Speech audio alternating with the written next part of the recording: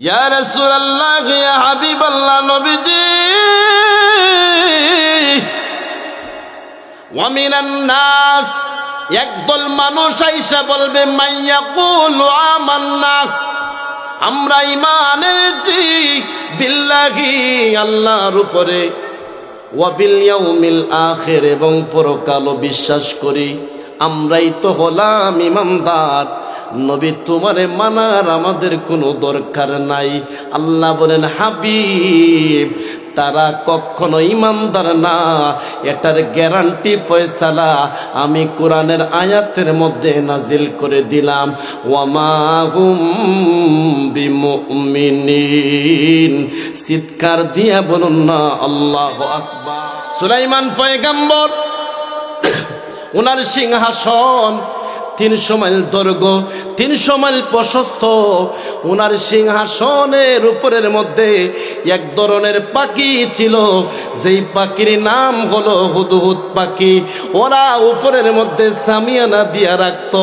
হঠাৎ করে আল্লাহর পয়গম্বর উনি যখন বিশ্রামের মধ্যে গেলেন, ঘুম থেকে ওঠার পরে দেখেন এই জায়গার মধ্যে একটা পাখি তার ডিউটির মধ্যে সে নাই, কোথায় জানি পলায়ন করে গেছে। আমকানা মিনাল গায়বিন, সে কোথায় গেছে? অদৃশ্য হয়ে গেছে নাকি? আল্লাহর পয়গম্বর সুলাইমান আলাইহিস সালাতু ওয়াস সালাম দরবারের লোকদেরকে ডাক দিলেন, ওই পাখি কোথায়? আমকানা মিনাল গায়বিন, সে গায়েব হয়ে গেছে নাকি?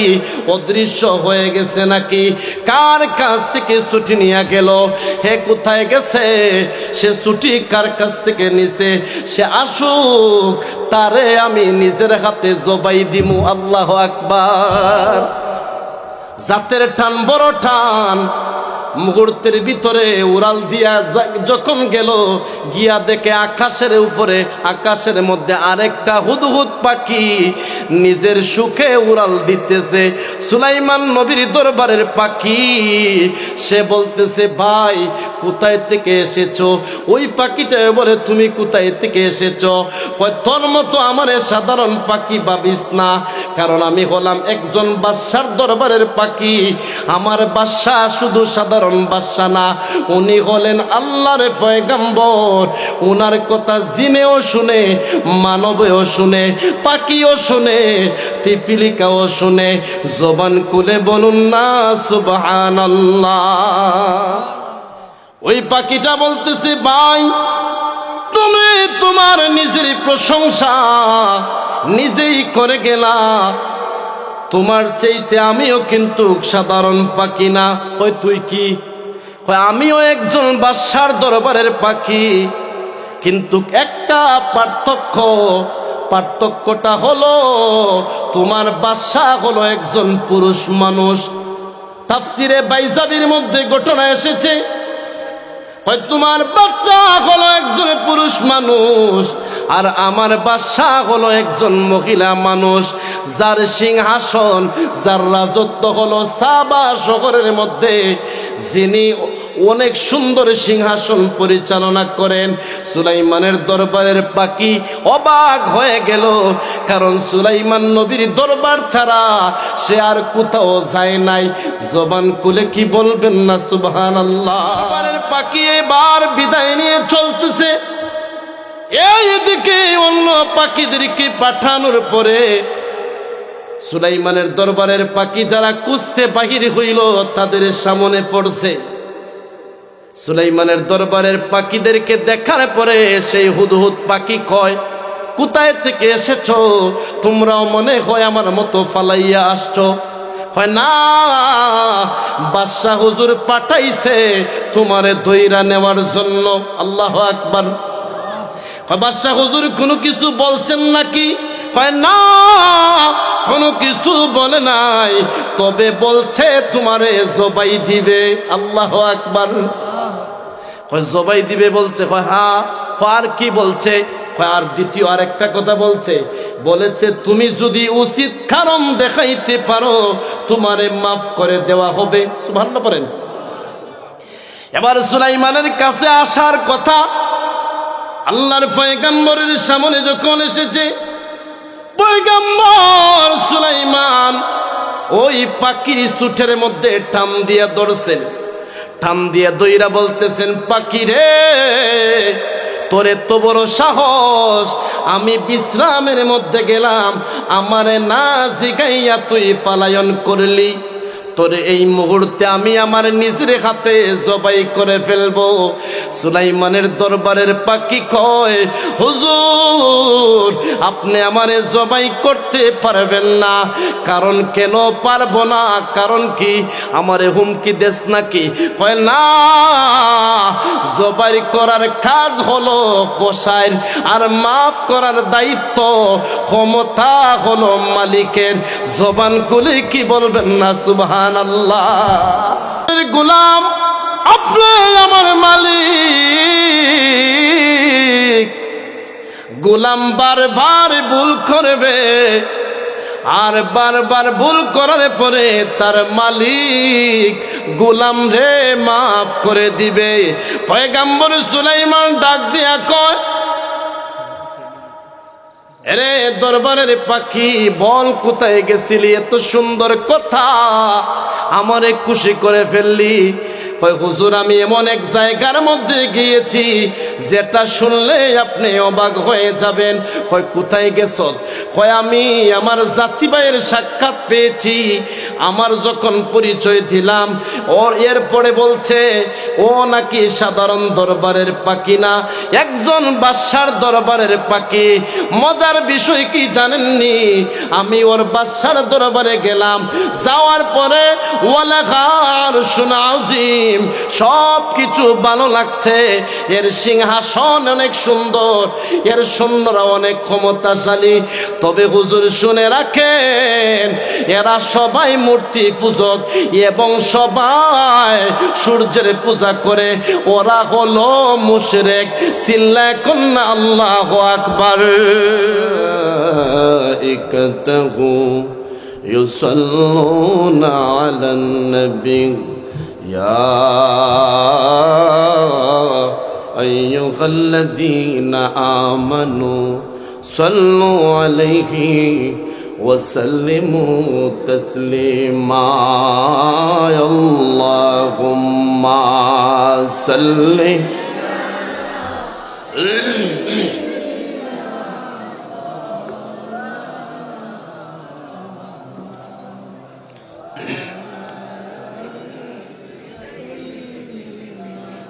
মাওলানা। দুরূদ শরীফ পড়তে কষ্ট লাগে আপনাদের? আমার রাসূল বলেন, মান সাল্লা আলাইয়া ওয়াহিদা সাল্লাল্লাহু আলাইহি আশারা। সুবহানাল্লাহ পড়ুন। এই যে সুবহানাল্লাহটা বলছেন না, সুবহানাল্লাহ লিখতে আরবি অক্ষর যতটা অক্ষর লাগে, একটা শব্দ লিখতে গিয়া প্রত্যেকটা আরবি অক্ষরে অক্ষরে 10টা করে নেকি পাইছেন। আমাদের ফান্ড দুইটা, একটা দুনিয়ার জগতের ক্ষণস্থায়ী টাকার ফান্ড, কথা বলেন, যেটা টাকা ছাড়া বাপ দাম দাম আছে, কাছের আত্মীয়রা চিনে না, কথা বলেন।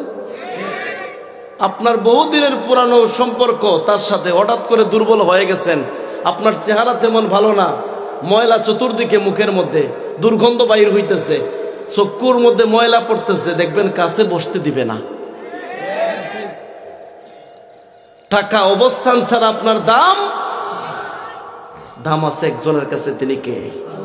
আরো জোরে বলেন, কে? আমি মাঝে মাঝে জিজ্ঞাসা করতেছি কেন জানেন? হকের পক্ষে সাক্ষী দেওয়ার মতো একটা কলিজা লাগে।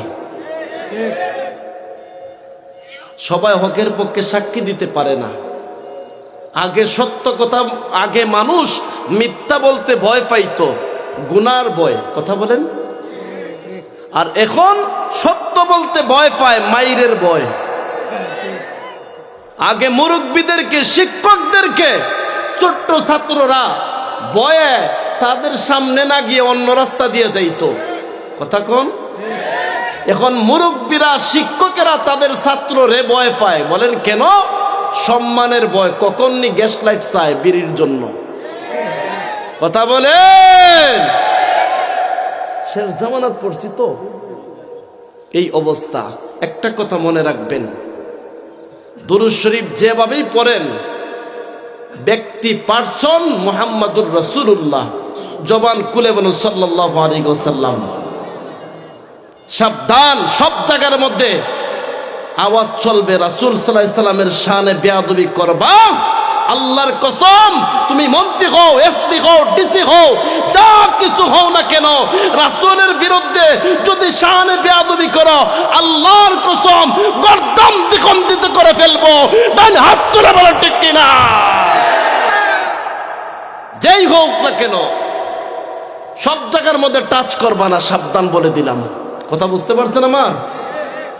আল্লাহর রাসূল বলেন, মান সাল্লা আলাইয়া ওয়াহিদা সাল্লাল্লাহু আলাইহি আশারা, যদি কোনো উম্মত আমি রাসূলের উপর একবার দুরূদ শরীফ পড়ে, কয়বার? সঙ্গে সঙ্গে তার আমলের খাতার মধ্যে 10টা নেকি দেওয়া হয়, 10টা গুনাহ মাফ করা হয়। পৃথিবীর 10 জায়গার মধ্যে আমার উম্মতের মর্যাদা সম্মান আমার আল্লাহ বাড়াইয়া দেয়, রহমত নাজিল করতে থাকে। সুবহানাল্লাহ পড়বেন না? ফান্ড কয়টা বলছিলাম? একটা ক্ষণস্থায়ী অল্প দিনের জিন্দিগির টাকার ফান্ড, যেটা ছাড়া দাম নাই জগতে। পরকালের মধ্যে ফান্ড কি জানেন? ঈমান এবং আমল। যেটা জিজ্ঞাসা করা হবে, ইকরা কিতাবাক, দেখো তোমার সার্টিফিকেট, দেখো তোমার জিন্দিগির আমল কি আছে। এই সময় দেখার পরে বলবেন, আল্লাহ আমি তো সব হেলায় হেলায় কাটাইয়া দিলাম, মালিক জীবনে কোনো কিছু করতে পারি নাই। তুমি বলছো কথা ছিল করব গোলামি, জমিন আসার পরে পাইছে শয়তানি, শয়তানে ধোঁকায় ফেলে আমাদেরকে বিভ্রান্ত করে ফেলছে। মালিক তুমি আমাদেরকে মাফ করে দাও, না হয় আমাদেরকে দুনিয়ার মধ্যে আবার একটা সুযোগ দাও আসার। আল্লাহ বলেন না, একবার গেছো আর ফিরত যাওয়া যাবে। তিনি কে? আদেশ কার? প্রত্যেকটা বান্দা যখন কোরআনের আয়াত তেলাওয়াত করে স্বয়ং রবের ভাষায় কথা বলে, জবান খুলে বলো সুবহানাল্লাহ। কোরআনের আয়াত কার? না আমাদের? আমরা একটা আনন্দের কথা বলি, আমার রাসূল বলেন যে উম্মত আমি রাসূলের উপরে দুরূদ শরীফ পড়বে বেশি, সে উম্মত আমি রাসূলের সঙ্গে জান্নাতে থাকবে কাছাকাছি। জবান খুলে বলুন সুবহানাল্লাহ। এখন আমাদের দেশে শুরু হয়েছে দুরূদ নিয়ে ঠেলাঠেলি। একটা কথা মনে রাখবেন, 1.5 ঘন্টা 1 ঘন্টা যতটুকু সময় আলোচনা করি, দূর থেকে এসেছি মেহমান, আমার দ্বারাতে যাতে এলাকার মধ্যে এমন কোনো ফিতনা সৃষ্টি না হয় যার কারণে আমার কথার দ্বারা এলাকার মধ্যে একটা ফাটল সৃষ্টি হোক, এটার নাম ইসলাম শিক্ষা না। অথচ কোরআনের মধ্যে এসেছে আল ফিতনা তো আসাদ্দু মিনাল কাতল, ফিতনা হচ্ছে হত্যার চাইতে জঘন্যতম। চিৎকার দিবেন আল্লাহু আকবার। ঘোষণা কার?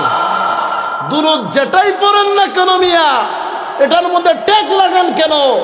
আম পাবলিক, সাধারণ পাবলিক রে আল্লাহ এবং রাসূলের প্রতি মহব্বত বাড়াইতে দেন।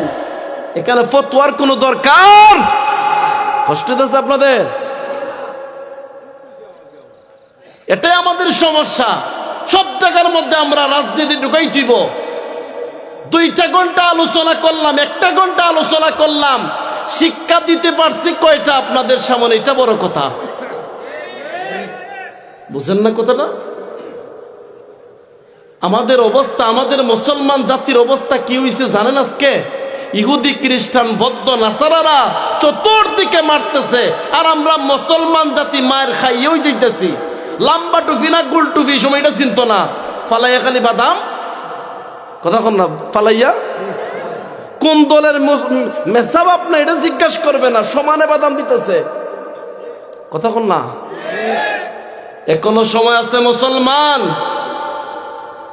উমরের আদর্শ নিয়া, শাহজালাল মুজাররাদির আদর্শ নিয়া জমিনও শক্ত হয়ে এক ঐক্য হয়ে ইসলামের ঝান্ডা উড়াও।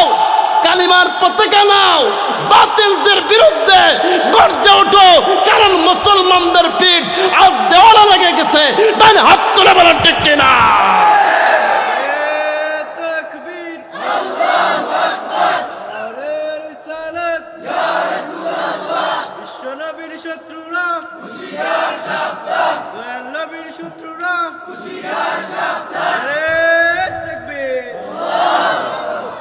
আল্লাহ আমাদেরকে কবুল করুক, বলুন আমিন। আওয়াজ দিয়ে মহব্বতে দুরূদ শরীফ পড়ো। আল্লাহুম্মা সাল্লি আলা মাওলানা মুহাম্মাদ ওয়া আলা মাওলানা আপন আপন করো বান্দা,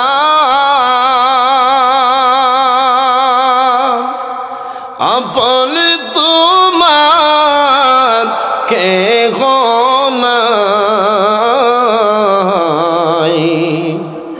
তোমার আমার আপন যিনি তিনি সোনার মদিনায়। আল্লাহুম্মা সাল্লি, মাশাআল্লাহ,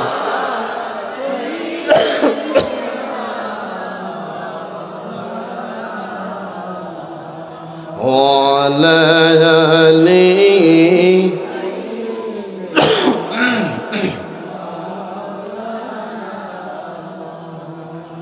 ওরে যারে বাংলার গাওয়া, ওরে যারে মদিনায়,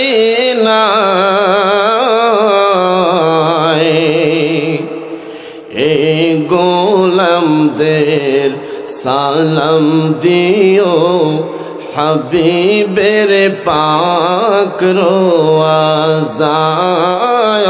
আল্লাহুম্মা সাল্লি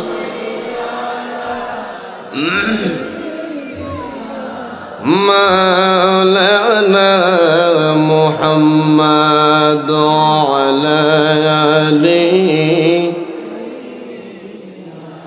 মাওলানা লা ইলাহা লা জুরে লা ইলাহা মাশাআল্লাহ লা ইলাহা। আসমান জমিন রহ তারা, আসমান জমিন রহ তারা, মৌলার জিকির করে তারা। মানুষ হইয়া আমরা কেন, মানুষ হইয়া আমরা কেন মৌলার জিকির করি না। লা ইলাহা ইল্লাল্লাহু লা ইলাহা লা ইলাহা লা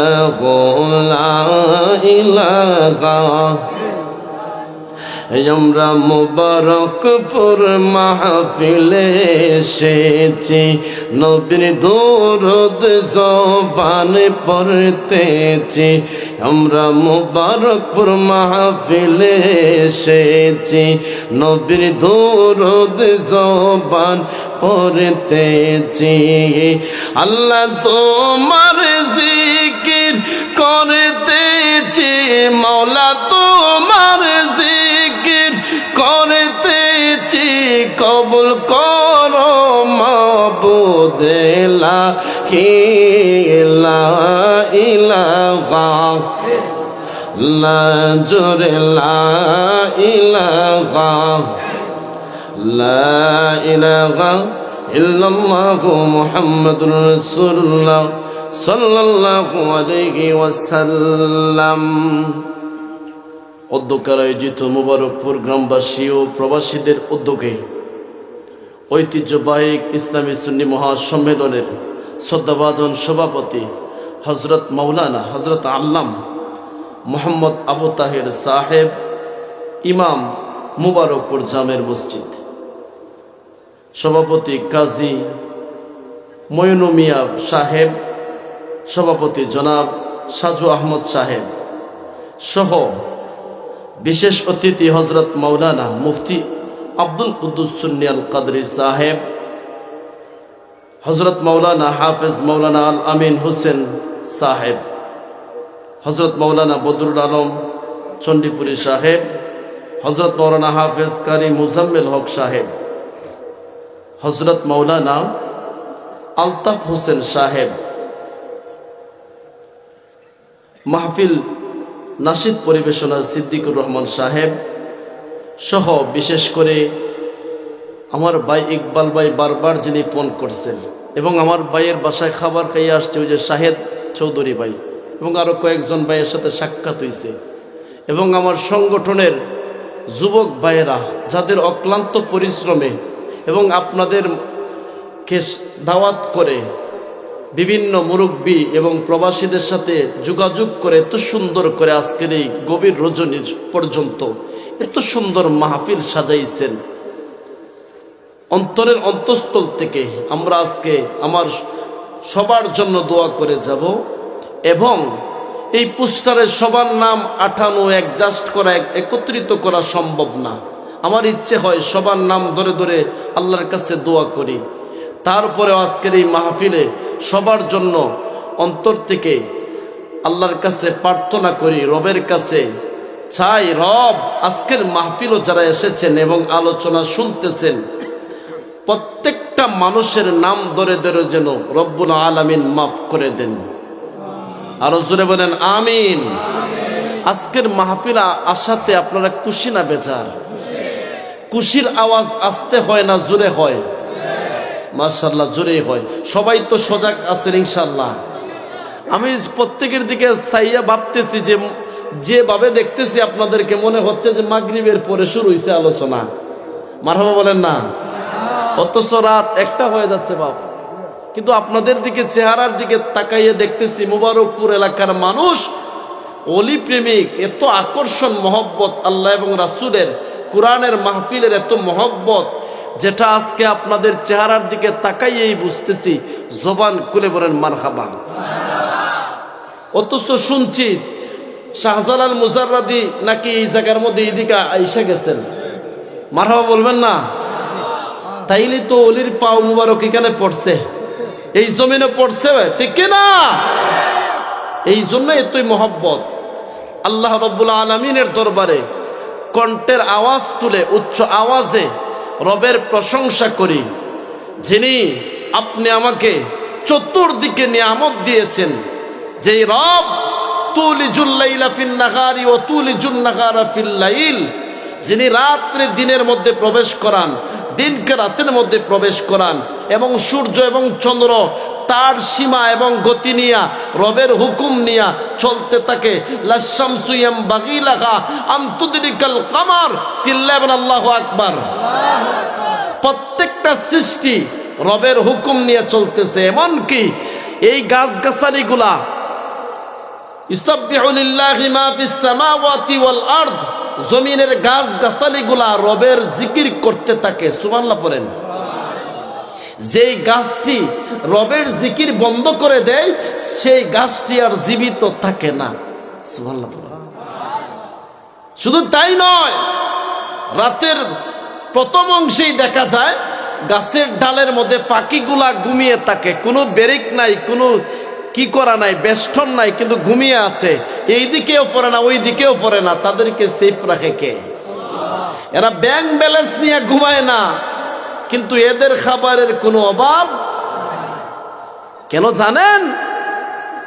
ওরা রাতের প্রথম দিকে ঘুমিয়ে যায়, আবার শেষ অংশে ওইটা কি জানি চেঁচামেচি কইরা জবান কুইলা কুইলা বলতে থাকে। আমরা মনে হয় ভাবতে থাকি যে মনে হয় এটা চেঁচামেচি করতেছে, আল্লাহ বলেন বান্দা না, তোমরা জানো না ওরা আমার জিকির এবং তাসবিহ জপতেছে।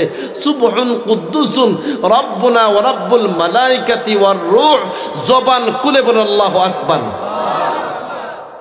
তাসবিহ জপে বলে আল্লাহ রাতের মধ্যে সকাল ঘুমিয়ে গেছি, আমাদেরকে খাবারের ব্যবস্থা আপনি করে দিবেন, আপনি ছাড়া কেউ নাই, মালিক আপনি রিজিকের ব্যবস্থা করে দেন। আল্লাহ বলেন আমি এদের রিজিকের ব্যবস্থা করে দেই। জবান খুলে বলুন রিজিকের মালিক কে?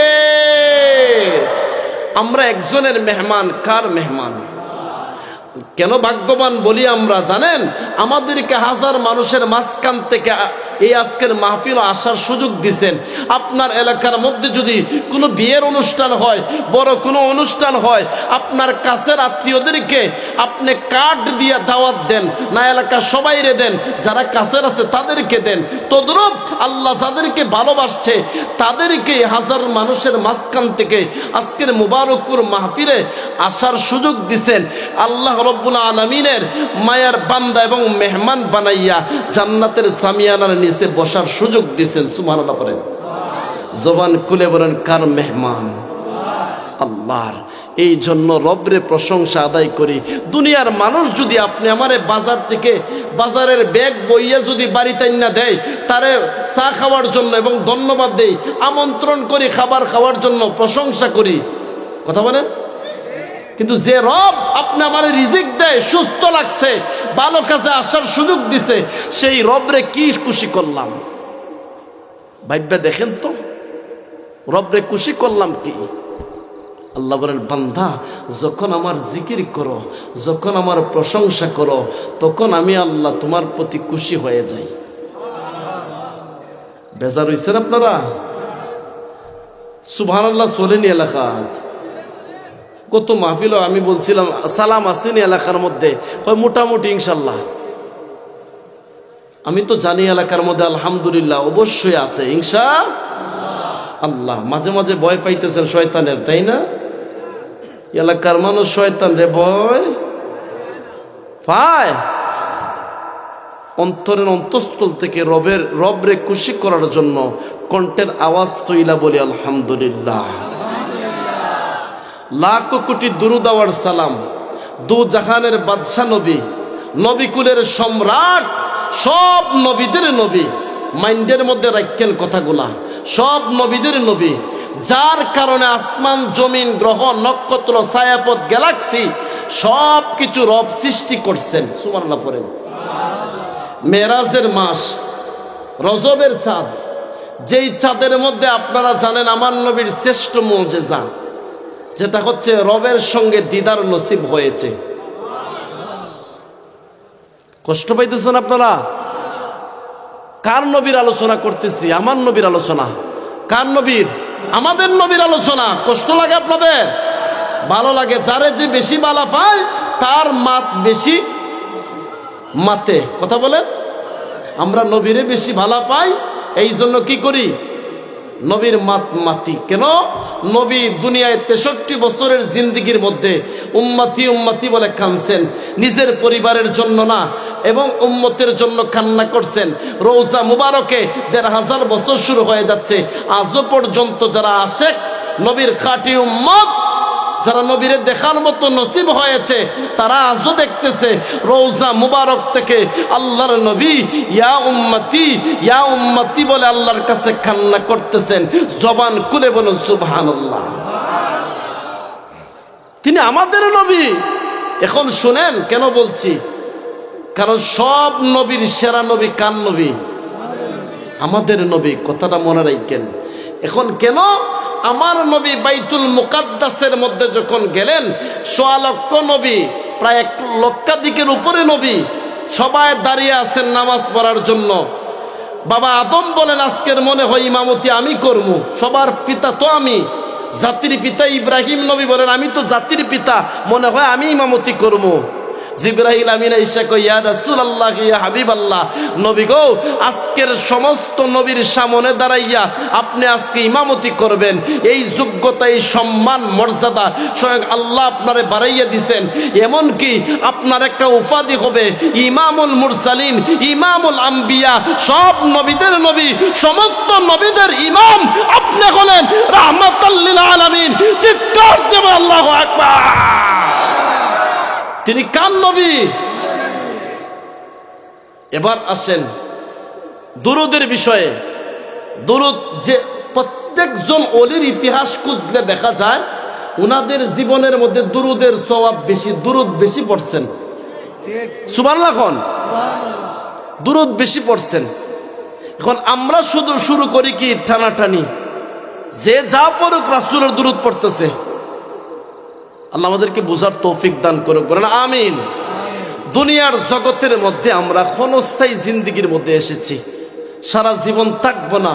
এই মাহফিলের মধ্যে যারা এসেছেন আগামী বছর যে আসবেন এমন বাইসা থাকবেন কিংবা এই মাহফিলও আসবেন এমন কোনো গ্যারান্টি কেউ আছে? কার আছে দেখি তো, হাত তোলেন তো দেখি। কেউ? ঘোষণা কার? আরো জোরে। আল্লাহর। আমি অল্প কিছু সময় আলোচনা করব, থাকবেন আপনারা? আপনারা মেহমানদেরকে মহব্বত করেন? মেহমানদেরকে মহব্বত করার আলামত কি বলবো? মেহমানদেরকে মহব্বত করা সব নবীর সুন্নত। সব নবীর সুন্নত হচ্ছে কি মেহমানদেরকে মহব্বত করা। যারা নবীর সুন্নতরে মহব্বত করলো তারা স্বয়ং নবীজিকে মহব্বত করলো। সুবহানাল্লাহ। আর যারা নবীজিকে মহব্বত করলো আতিউল্লাহ ওয়া আতিউর রাসূল ওয়া উলিল আমরি মিনকুম, স্বয়ং আল্লাহ পর্যন্ত মহব্বত করা হয়ে গেল। আমারে রাইকা ফালাই যাইবেন আপনারা? আল্লাহ সবাইরে কবুল করুক, বলেন আমিন। আপনারা কষ্ট পাইতেছেন তাই না? কারণ আমি তো সবার শেষে আসছি। কারণ কি আছে না, লেবু সিপাইতে সিপাইতে সিপাইতে কি হয় লাস্টে মানে তিতাবাইর হয় তাই না? আমি তো লাস্টে একদিকে টানতেছে ঘুমে, আর একদিকে টানতেছে ঠান্ডায়, আর একদিকে আমি টাইন না কতটুকু আটকে রাখতে পারবো। তবে ইমানের পাওয়ার সবার আছে, কারণ কোরআনের আয়াত আছে ইদা যুকিরাল্লাহু ওয়াজিলাত কুলুবুহুম ওয়া ইদা তুলিয়াত আলাইহিম আয়াতুহু যাদাতহুম ঈমানা ওয়া আলা রাব্বিহিম ইয়াতাওয়াক্কালুন। জবান খুলে বলেন আল্লাহু আকবার। আল্লাহ বলেন তোমাদের মধ্যে কে ইমানদার আর কে ইমানদার না এটা চিনবা কিভাবে? একটা স্বর্ণকারে সিটিগুল না স্বর্ণ চিনতে পারে পরশ পাথর দিয়ে? তোমরা ইমানদার না ইমানওয়ালা ওইসু কি হও নাই, এটা চিনবা কিভাবে? ইদা যুকিরাল্লাহু ওয়াজিলাত কুলুবুহুম, যখন তোমার সামনে জিকির করা হবে, আল্লাহর স্মরণ করা হবে, কুলুবুহুম কলব, তোমার কলবের মধ্যে অন্তরটা বিগলিত হয়ে যাবে। কার জন্য? ওয়াইদা তুলিয়াত আলাইহিম আয়াতুহু, যখন কোরআনের আয়াত তেলাওয়াত করা হবে, যাদাতহুম ঈমানা, তোমার ঈমানের মর্যাদা ঈমানের পাওয়ার বৃদ্ধি হতে থাকবে। কোরআন শুনতে ভালো লাগবে। আপনাদের ভালো লাগে? এটাই হচ্ছে ঈমানদার চিনার পরিচয়। ঘোষণাকার আল্লাহর। এবার আসেন আল্লাহ রাব্বুল আলামিন কোরআনের মধ্যে বলেন, কোরআনুল কারীম থেকে কয়েকটা আয়াত তেলাওয়াত করেছি। আল্লাহ তাআলা প্রত্যেকটা আয়াতের পিছনে বান্দাদেরকে শিক্ষা দিয়েছেন, আদেশ এবং নির্দেশ দিয়েছেন, নিষেধ করছেন আবার আদেশও করেছেন। আল্লাহ রাব্বুল আলামিন বলেন وَمِنَ النَّاسِ مَن يَقُولُ آمَنَّا بِاللَّهِ وَبِالْيَوْمِ الْآخِرِ وَبِالْيَوْمِ الْآخِرِ وَمَا هُمْ بِمُؤْمِنِينَ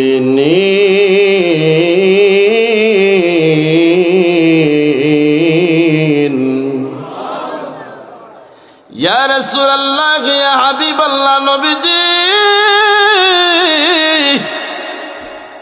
ওয়া মিনান নাস, একদল মানুষ আইসা বলবে মাইয়াকুলু আমান্না, আমরা ঈমান এনেছি, বিল্লাহি, আল্লাহর উপরে, ওয়া বিল ইয়াউমিল আখির, এবং পরকালও বিশ্বাস করি।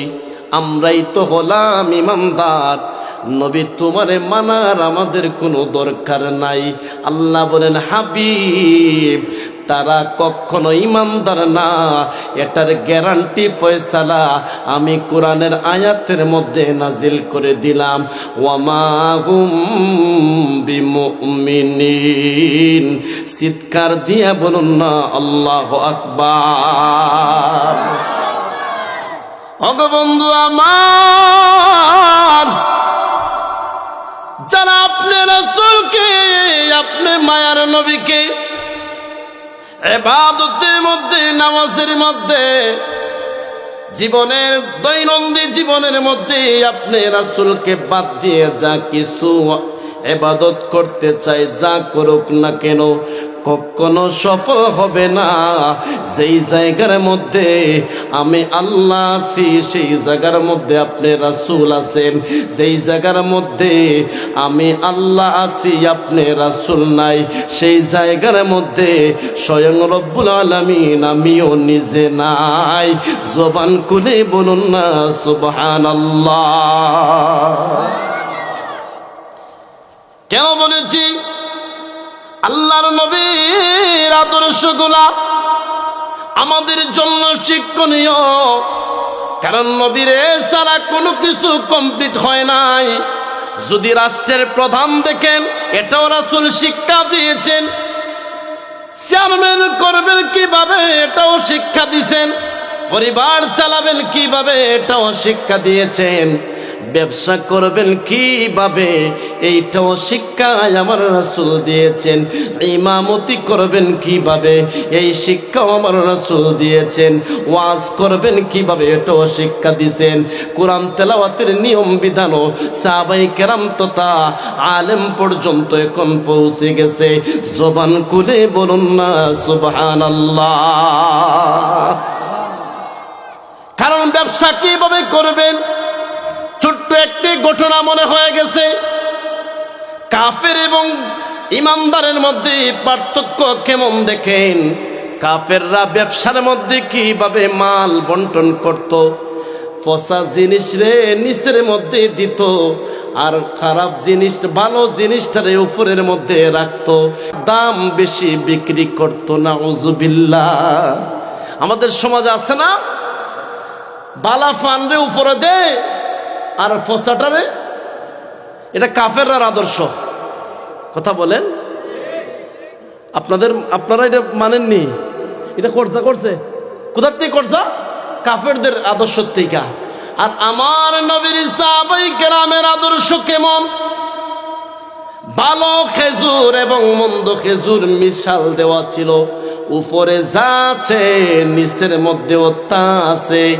দিন শেষে কাফেরদের কাছ থেকে কিছুগুলা লোকেরা ভালো জিনিস দিকা কিনা নিছে, আর একদল নিছে মুহাম্মদ সাল্লাল্লাহু আলাইহি ওয়াসাল্লামের উম্মতদের কাছ থেকে কিনা। দিন শেষে দুই পাশের ঘরে এক দলের কাছ থেকে, আরেক পাশের ঘরে আরেক দলের কাছ থেকে মহিলাগুলারা মালগুলা সামানগুলা পরিষ্কার করতেছে।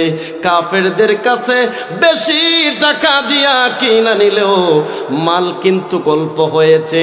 আর মুহাম্মাদুর রাসূলুল্লাহ সাল্লাল্লাহু আলাইহি ওয়াসাল্লামের উম্মতদের কাছ থেকে, সাহাবায়ে কেরামদের কাছ থেকে যারা কিনা নিয়েছে, অল্প টাকা দিয়ে কিনা নিছে, কিন্তু এদের মালগুলা বেশি হয়ে গেছে। জবান খুলে বলুন না সুবহানাল্লাহ। ওই আরব আমিরাতের মানুষ ওই সময় বুঝতে বাকি নাই, ওই কাফের আবু জাহেলের অনুসারীরা, উতবা সাহেবার অনুসারীরা বাটফার। এদের কাছ থেকে বেশি টাকা দিয়ে কিনা আনলাম ভালো জিনিস পাইবা, কিন্তু দেখা যায় এদের পচা জিনিস নিজ দিয়া রাখছে। ভালো জিনিস উপর দিয়া রাখছে, আমাদেরকে ধোঁকা দিছে। আর যে জাতি ভালো মন্দ সত্যটা সর্বদা প্রকাশ করেছে, সেই জাতি হলো মুহাম্মদের অনুসারী, তারাই তো সত্যবাদী। চলো চলো আগামী কালকে আমরা যাব মুহাম্মদের সত্য ধর্মের মধ্যে ঈমানের কালিমা পড়ে নিব। জবান খুলে বলুন না সুবহানাল্লাহ। কখনো তোমাকে যদি বলে হেদায়েতের আলো জ্বেলে নিয় কাছে তুলি, ঠাই দিও গো প্রভু তুমি দয়াময়, তুমি রহমান, তুমি মেঘের বান, তুমি রহমান, তুমি মেঘের বান। জবান খুলে বলুন বান্দার প্রতি একজন দয়াবানকে। আরো জোরে বলেন কে? কষ্ট হতেছে আপনাদের? অল্প সময় দেন। ইটালি রোম থেকে একদল 40 সদস্য বিশিষ্ট ভিআইপি শিক্ষিত ইহুদিরা আসছে মদিনার মধ্যে। সুবহানাল্লাহ পড়েন।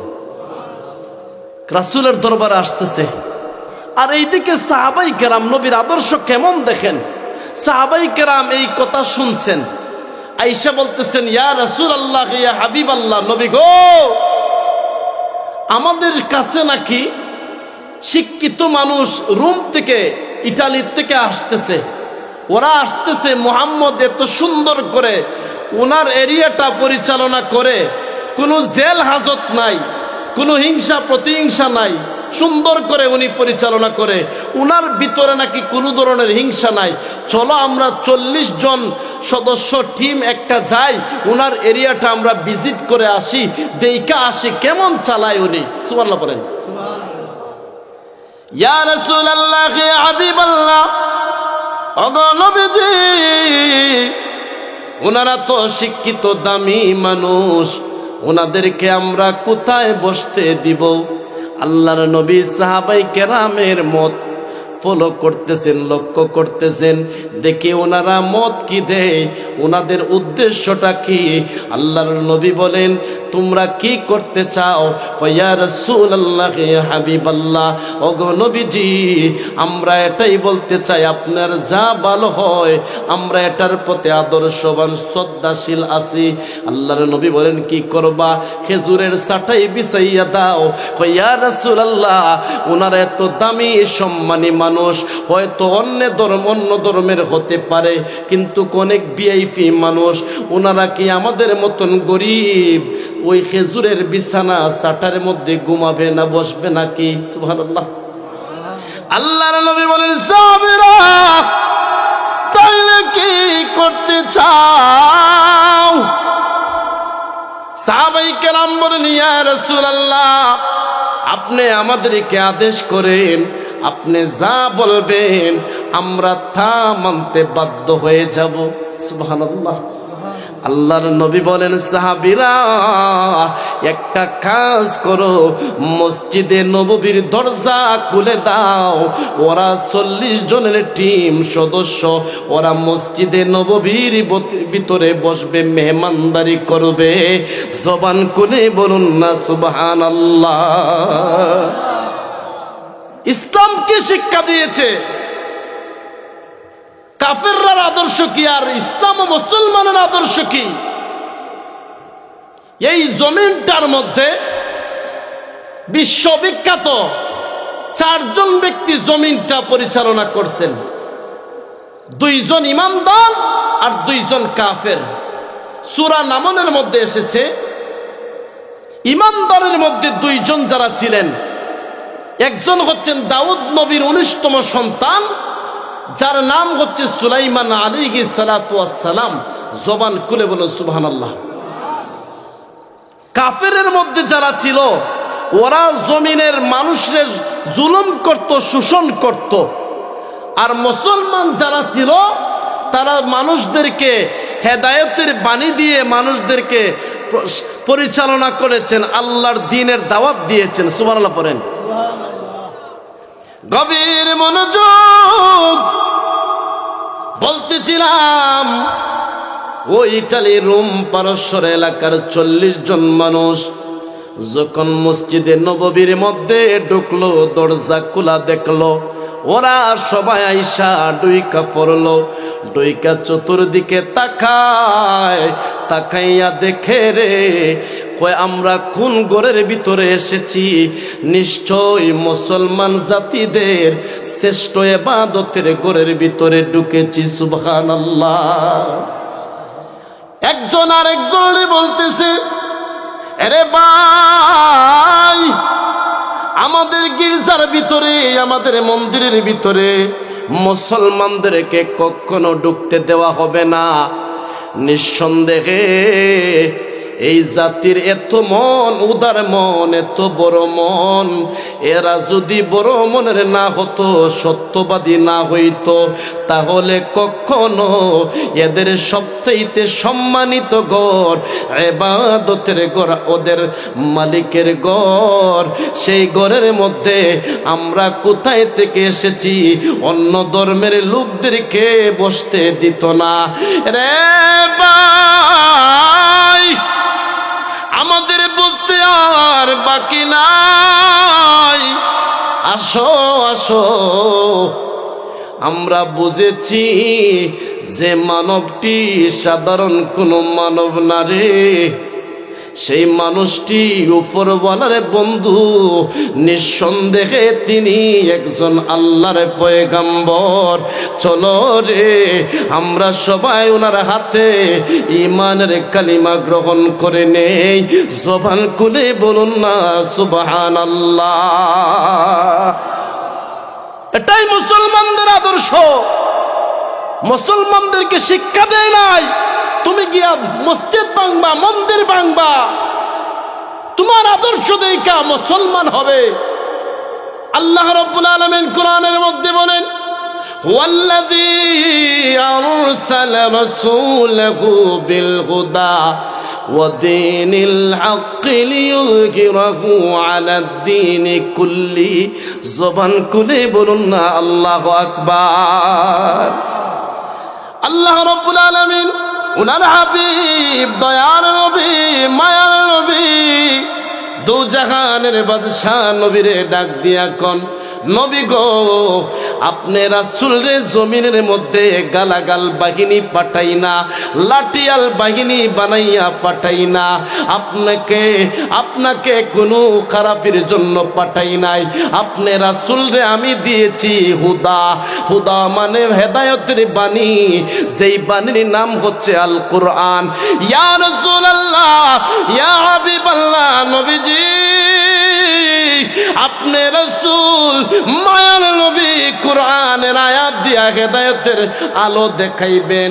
যারা মানবে তারা সফল হয়ে যাবে, যাদের নসিব ভালো আপনি রাসূলের রাস্তা ধরবে, আর যাদের নসিব খারাপ তারা অবশ্যই ধ্বংসশীল হয়ে যাবে। জবান খুলে বলুন ঘোষণাকার। কাফেররা কি করতো জানেন? وَإِذَا لَقُوا الَّذِينَ آمَنُوا قَالُوا آمَنَّا। ওরা মুসলমান ইমানদার সাহাবাই কেরামের সামনে আসলে বলতো, ক্বালু আমান্না, আমরা তো তোমাদের সাথে আছি, আমরা কিন্তু কাফের কুফারের সঙ্গে নাই। আল্লাহ রাব্বুল আলামিন কোরআনে প্রকাশ করে দিয়েছেন, অতঃপর ওয়াইদা খালাউ ইলা শায়াতিনিহিম, ওরা যখন আবার শয়তানদের কাছে যাইতো, কাফের কুফারের কাছে যাইতো, এই জায়গার মধ্যে গিয়ে বলতো, আমরাও তোমাদের সাথে আছি, মুহাম্মদের অনুসারী বুকা সহজ সরলদের সাথে আমরা ধোঁকা দিয়েছি। জবান খুলে বলুন না নাউযুবিল্লাহ। ঘোষণাকার। এবার শুনেন সুলাইমান পয়গম্বর কেমন ছিলেন, জমিনের মধ্যে কেমন বাদশাহী করছেন, আবার পয়গম্বর হিসাবে ছিলেন। উনার ডান দিকে অসংখ্য জাবর কিতাবের আলেম ছিল, সুবহানাল্লাহ পড়েন। বাম দিকে অসংখ্য জিন জাতি ছিল। উনি রাস্তা দিয়ে হাইটা গেলে রাস্তার পিপিলিকা কোন ভাষায় কথা বলে এইটাও বুঝতেন। জবান খুলে বলুন, বুঝার ক্ষমতা দিছেন একজন, তিনি কে? আরো জোরে বলেন কে? আজকে মুসলমানদের এই অবস্থা না কেন?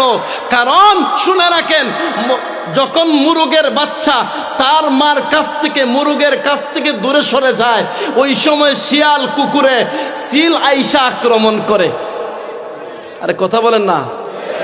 মুসলমান জাতি যখন তার আদর্শের কিতাব থেকে, রাসূলের সুন্নাত থেকে দূরে সরে যায়, ওই সময় নাস্তিক বেঈমান কাফেরেরা রাস্তাঘাটে শিয়াল কুকুরের মতো মারতে থাকে।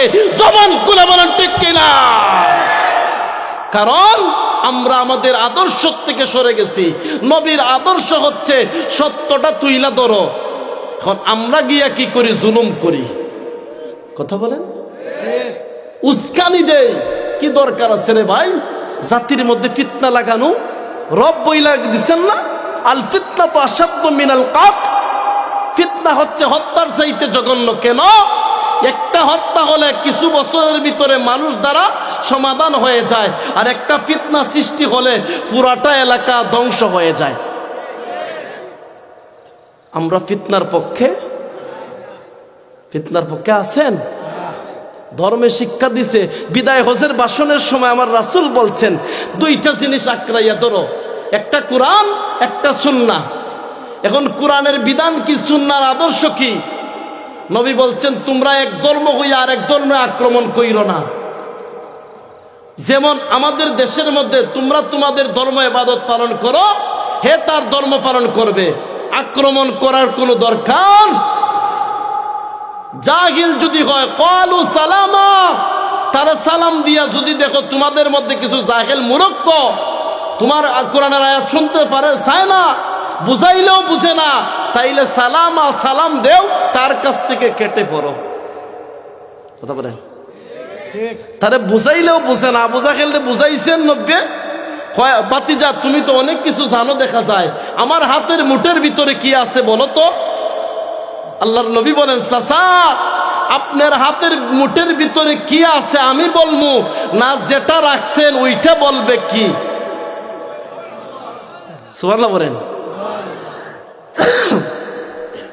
এই কথা বলতে না বলতে আবু জাহেলের হাতের মধ্যে পাথর ছিল, পাথরে ছোট্ট পাথরের কঙ্কর।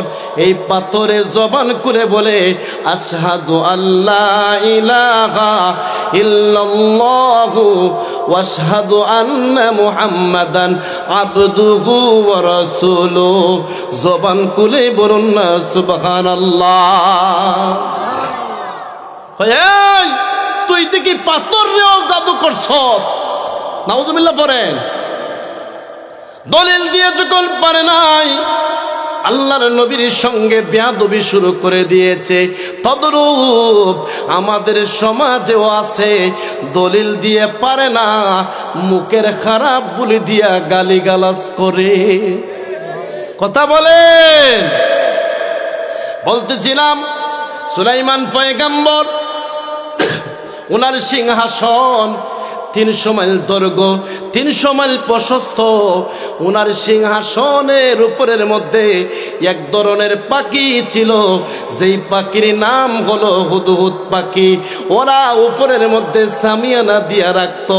হঠাৎ করে আল্লাহর পয়গম্বর উনি যখন বিশ্রামের মধ্যে গেলেন, ঘুম থেকে ওঠার পরে দেখেন এই জায়গার মধ্যে একটা পাখি তার ডিউটির মধ্যে সে নাই, কোথায় জানি পলায়ন করে গেছে। আমকানা মিনাল গায়বিন, সে কোথায় গেছে? অদৃশ্য হয়ে গেছে নাকি? আল্লাহর পয়গম্বর সুলাইমান আলাইহিস সালাতু ওয়াস সালাম দরবারের লোকদেরকে ডাক দিলেন, ওই পাখি কোথায়? আমখানা মিনাল গায়বিন, সে গায়েব হয়ে গেছে নাকি? অদৃশ্য হয়ে গেছে নাকি? কার কাছ থেকে ছুটি নিয়ে গেল? হে কোথায় গেছে? সে ছুটি কার কাছ থেকে নিছে? সে আসুক, তারে আমি নিজের হাতে জবাই দিমু। আল্লাহু আকবার। জাতের টান বড় টান। মুহূর্তের ভিতরে উড়াল দিয়া যখন গেল, গিয়া দেখে আকাশের উপরে, আকাশের মধ্যে আরেকটা হুদহুদ পাখি নিজের সুখে উড়াল দিতেছে। সুলাইমান নবীর দরবারের পাখি। সে বলতেছে, ভাই কোথায় থেকে এসেছো? ওই পাখিটা বলে, তুমি কোথায় থেকে এসেছো? কয়, তোর মতো আমার সাধারণ পাখি ভাবিস না, কারণ আমি হলাম একজন বাদশার দরবারের পাখি।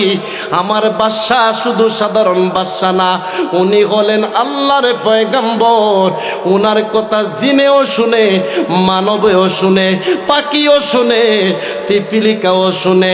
জবান খুলে বলুন না সুবহানাল্লাহ। ওই পাখিটা বলতেছে, ভাই তুমি তোমার নিজের প্রশংসা নিজেই করে গেলা, তোমার চাইতে আমিও কিন্তু সাধারণ পাখি না। কই তুই কি? কই আমিও একজন বাদশার দরবারের পাখি, কিন্তু একটা পার্থক্যটা হলো তোমার বাদশা হলো একজন পুরুষ মানুষ।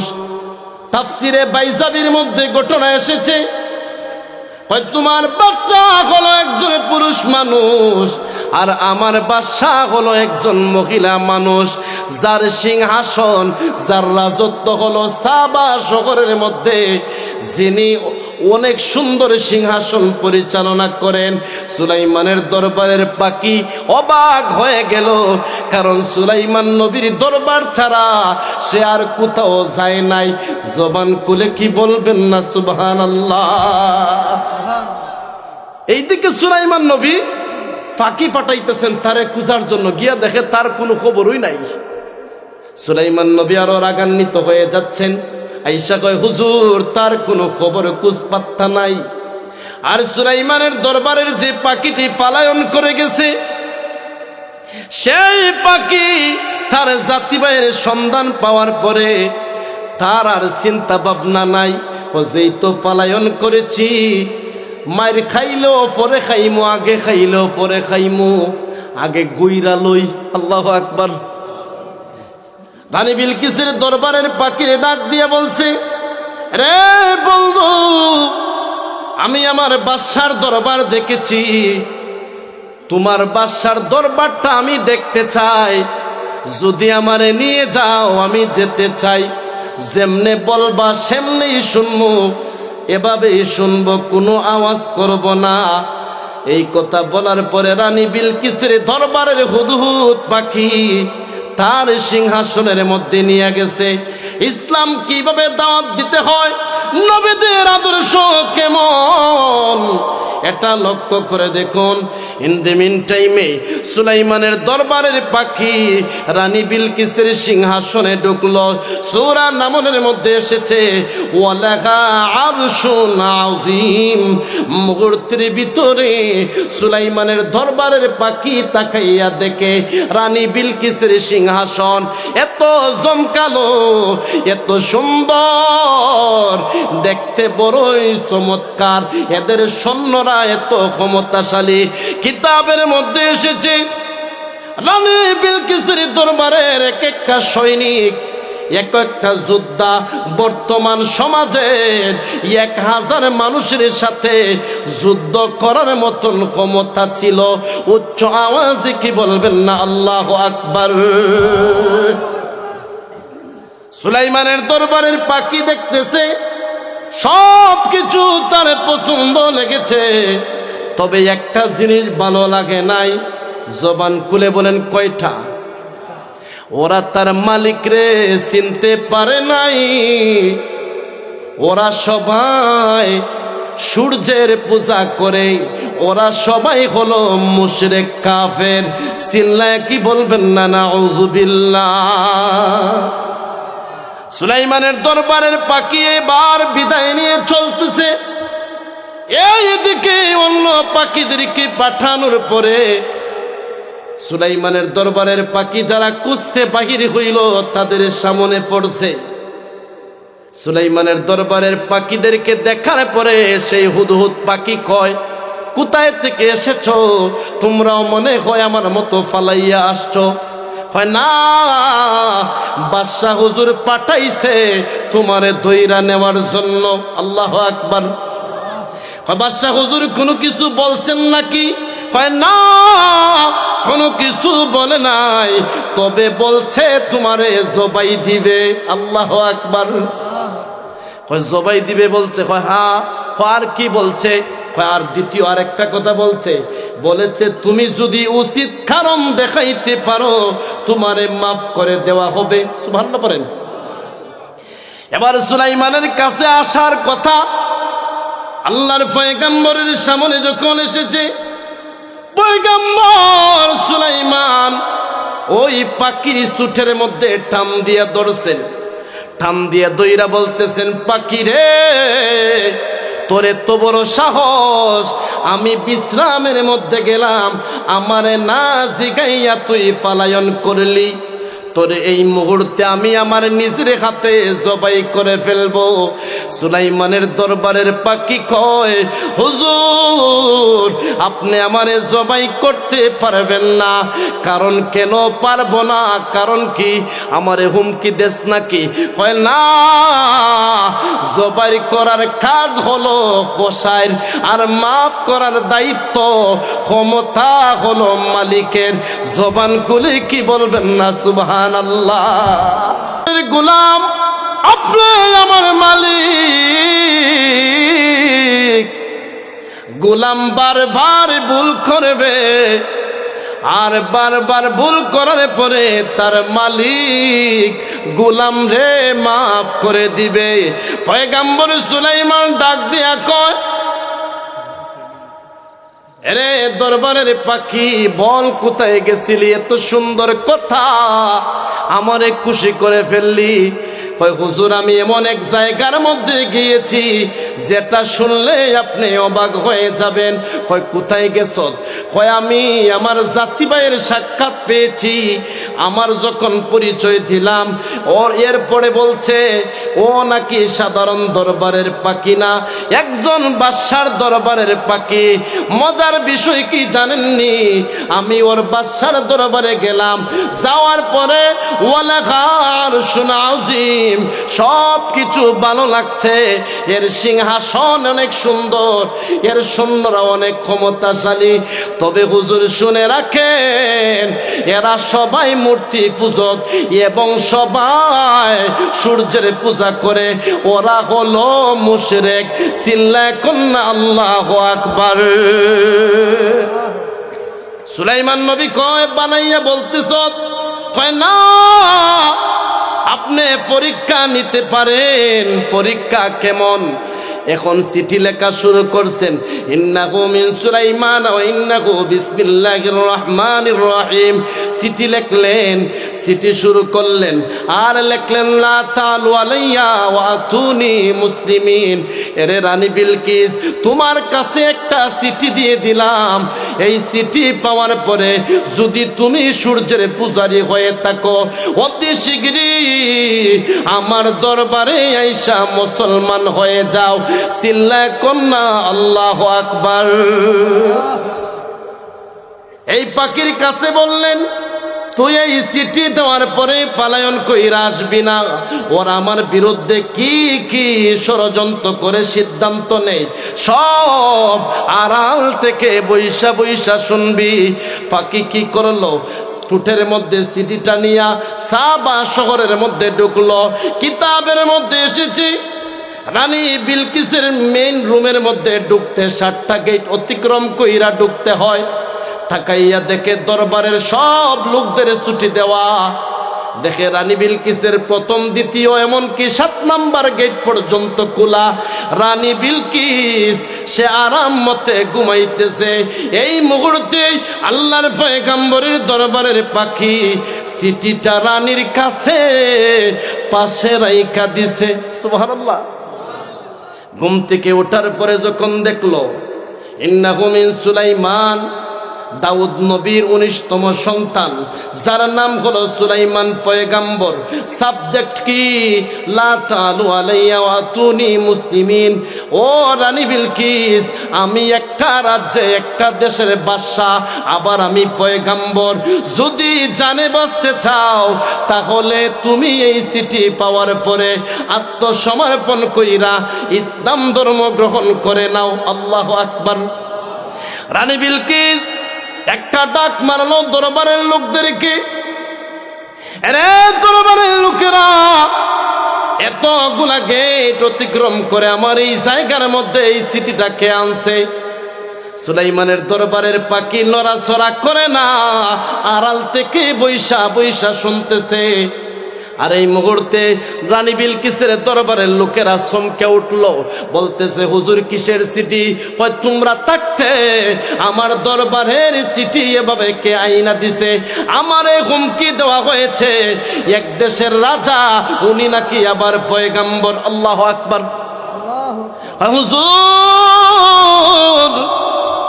আপনি আমাদেরকে আদেশ করেন, আমরা আমাদের ক্ষমতা নিয়া সুলাইমানের দরবার ধ্বংস করে দিব। চিৎকার দিয়া বলুন না নাউযুবিল্লাহ। রানী বিলকিস মুহূর্তের ভিতরে একটা কথা বলল, হয় রে দরবারের লোকেরা, বেশি লাফালাফি করিস না। যেই জাতি বেশি লাফায় সেই জাতি মার খাইয়া অতি শীঘ্রই গড়ে আগে বসে যায়। চিৎকার দিয়া বলবেন নাকি আল্লাহু আকবার। তাইলে কি করতে হবে? আমি তিনটা মাধ্যম নিমু, তিনটা পরীক্ষা নিমু, দেখবো উনি বাদশাহ নাকি নবী। যদি বাদশাহ হয় তাহলে আমরা যুদ্ধ করব, আর যদি নবী হয় আমরা যুদ্ধের মাঠে কখনো নামবো না। কারণ নবীদের সাথে দুনিয়ার মানুষ থাকুক বা না থাকুক, একজন আছেন, জবান খুলে বলুন তিনি কে? আরো জোরে বলেন কে? এখন বিষয় দেখেন, শেষ করে দিব ইনশাল্লাহ। সুলাইমানের দরবারের ফাঁকি শুনতাছে, কই দেখি কি যুক্তি করে। কয় এক নাম্বার হলো তাফসিরে বাইজাবির মধ্যে এসেছে, 500 মহিলা পুরুষের জামা পরবা, আর 500 পুরুষ মহিলাদের জামা পরবা। অল্প স্বর্ণ তোমরা ওই সুলাইমানরে ঘুষ দেওয়ার জন্য যাইবা, আর একটা কটোরা দিলাম, এটা যদি খুলতে পারে আর মহিলাকে পুরুষকে এটা যদি চিনতে পারে তাহলে বুঝবো উনি পয়গাম্বর। আর যদি না চিনতে পারে রে তাহলে বুঝবো আমরা উনি বাদশাহ। আর যদি উনি স্বর্ণ ঘুষ নেয় তাহলে বুঝবো উনি বাদশাহ, নবী না। কারণ নবীদের কোনো দুনিয়ার লোভ লালসা নাই, ওরা সর্বক্ষণ একজন রে খুশি করতে চায়। জবান খুলে বলুন তিনি কে? সব শুনতাছে, একজন জানেননি কে? ফাঁকি। আমার বাদশার বিরুদ্ধে এত বড় ষড়যন্ত্র, সব কইয়া দিমু। সুবহানাল্লাহ পড়েন। আবার কানছেন ইনশাল্লাহ। আলোচনা এই জায়গা সব কমপ্লিট হইব। ওই তো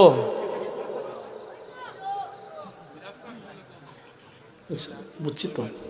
আসেন একটু দাঁড়ায় সালাম দাঁড়ায়, ইয়া নবী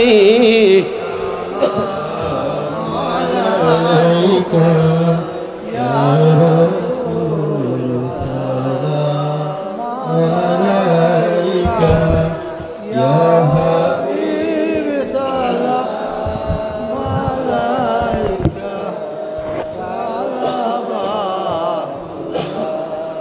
আলাইকা সাইয়্যিদি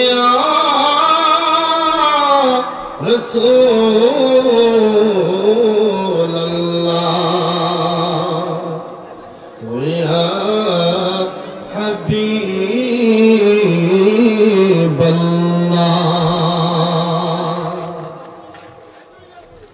আজানে শুনি আপনার নাম, কালিমায় পড়ি আপনার নাম।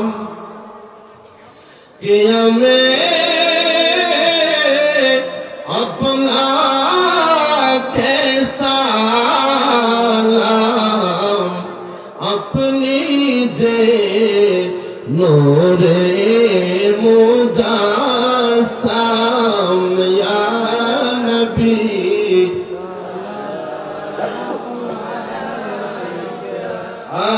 ইয়া রাসূল সালাম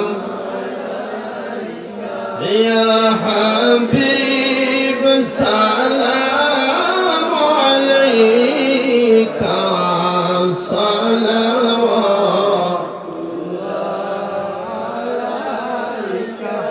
سيدي يا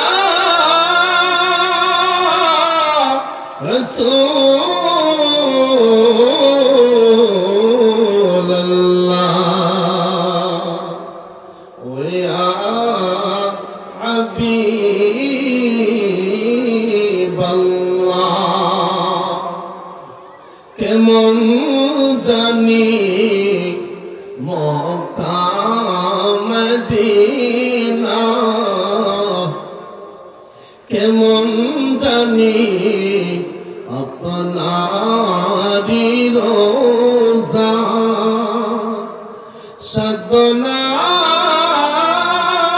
সাধনায় যাইতে মদিনা একবার স্বপ্নে দেখাল মদিনা ইয়া নবী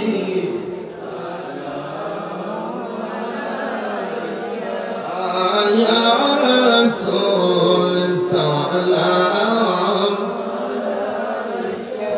ইয়া হাবিব সালাম আলাইকা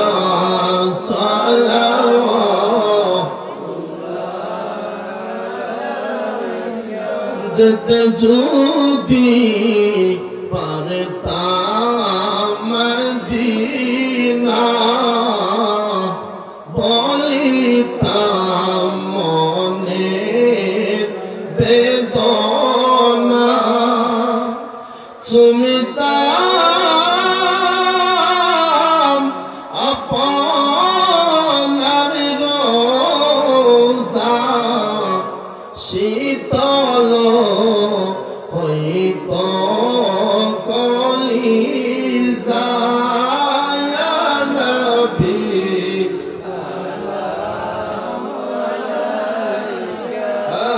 ইয়া রাসূল সালাম ইয়া হাবিব সালাম আলাইকা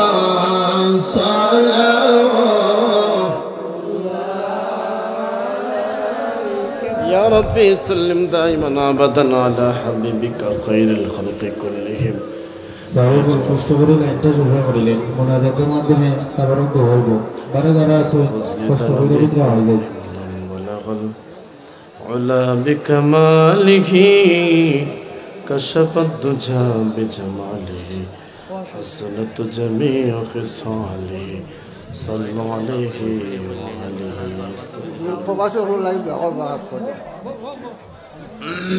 الله غفور رحيم لا حول ولا قوة إلا بالله دور مده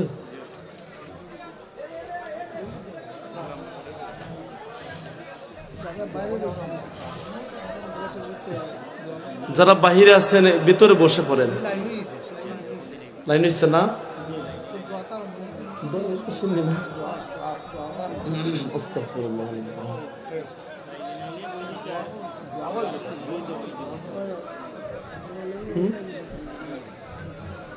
আল্লাহুম্মা সাল্লি ওয়া সাল্লিম ওয়া বারিক। অনেক কিছু বলছি আপনাদেরকে, কষ্ট নেবেন না, সবার কাছে দোয়া চাই, আমিও সবার জন্য দোয়া করি।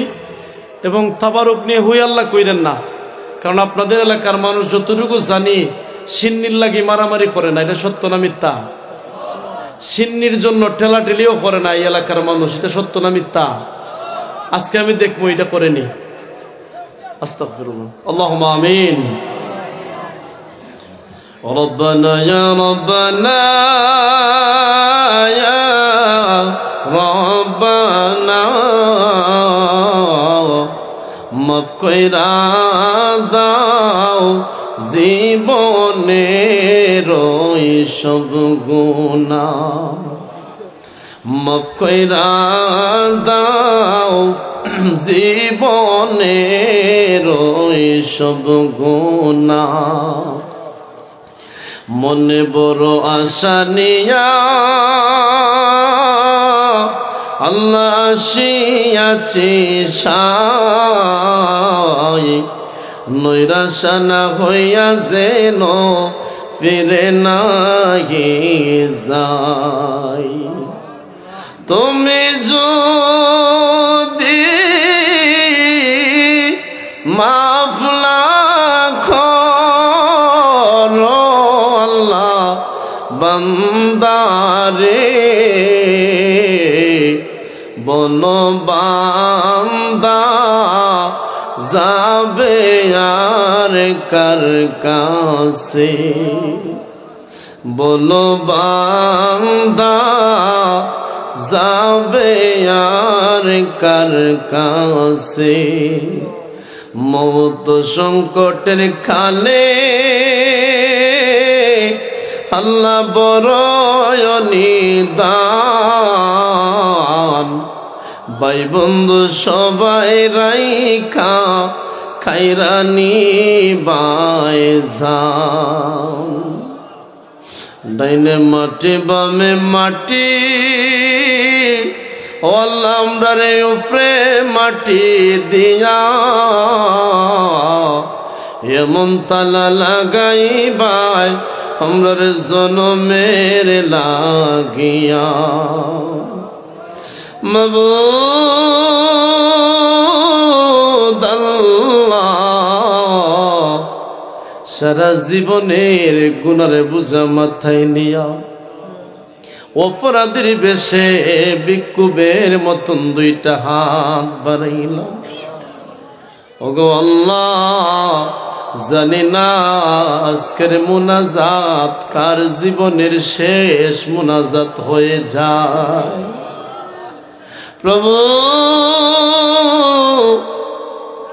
জীবনে কত মানুষের মৃত্যুর সংবাদ মসজিদের মাইকে শুনলাম, কত মানুষের জানাজার নামাজের মুসল্লি হইলাম, কত মই মুরব্বী মুর্দা ঘনের কবরের পাশে জিয়ারত করলাম।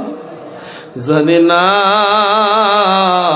আমরার জানাজার নামাজকে বা কারা মুসল্লি হয়। মালিক জানি না গো, আমাদের মৃত্যুর ডাক কখন জানি এসে যায়। আমরার মাথা থেকে পাও পর্যন্ত শুধু গুনাহ আর গুনাহ রে আল্লাহ। রব্বুল আলামিন মৃত্যুর প্রথম রাত কবরের মধ্যে কিভাবে কাটাইবো জানি না। এত আরামের বিছানা ঘুম লাগে না, যেই কবরের মধ্যে সাথী নাই বাতি নাই। আল্লাহ, গায়ের মধ্যে যদি আমরার মশা মাছি বসে, মশা মাছিরে আমরা মেরে ফেলি, খবরের মধ্যে 3.5 হাত কবরের উপরে কত শিয়াল কুকুরে প্রস্রাব পায়খানা করবে রে আল্লাহ। একটা শিয়াল কুকুরেও তাড়ানোর মতন আমরার ক্ষমতা থাকবে না।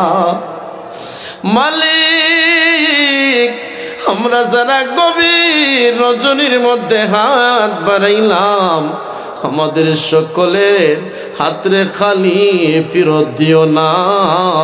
আমাদের সকলের জীবনের গুনাহ মাফ করে দাও। ও রব্বুল আলামিন, এই মুবারকপুর এলাকার জমিনের নিচে কত ইমানদার, কত মুরব্বীরা অন্ধকারে কবরে আছে। আল্লাহ, আমরা যেই বাড়ির মধ্যে বসবাস করি সেই বাড়ির কত মুরব্বীরা ছিল আজকে দুনিয়ার বুকে নাই। যার গড় দিয়ে গড়ওয়ালা, যার বাড়ি দিয়ে বাড়িওয়ালা হয়েছি, তারা আজকে অনেকেই দুনিয়ার বুকে নাই।